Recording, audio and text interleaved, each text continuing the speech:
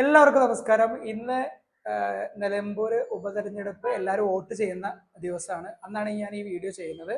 അപ്പോൾ എൻ്റെ ഒരു പ്രവചനാണ് നിലമ്പൂർ ഉപതെരഞ്ഞെടുപ്പിൽ ആര് ജയിക്കും എന്നുള്ളത്. അപ്പോൾ സ്വരാജ് ആവാനാണ്. പേഴ്സണലി സ്വരാജിനോട് നമുക്കൊരു ഇഷ്ടമുണ്ട്. അതൊരു ഇടതുപക്ഷക്കാരനായതുകൊണ്ടോ അല്ലെങ്കിൽ അദ്ദേഹം അങ്ങനെ ഒരു കമ്മ്യൂണിസ്റ്റ് സ്വഭാവമുള്ള ആളായതുകൊണ്ടോ അല്ല.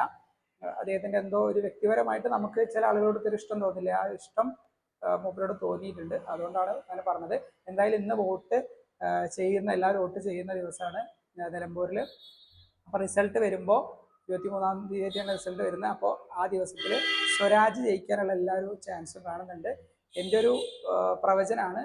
അതിൽ ഏകദേശം ഒരു 5000 to 10,000 വോട്ടിൻ്റെ ഉള്ളിൽ സ്വരാജ് നേടുകയും 2ാം സ്ഥാനത്ത് UDF വരികയും 3ാം സ്ഥാനത്ത് അൻവർ വരികയും 4ാം സ്ഥാനത്ത് BJP വരാനാണ് ഒരു ചാൻസ്. എൻ്റെ പ്രവചനാണ്.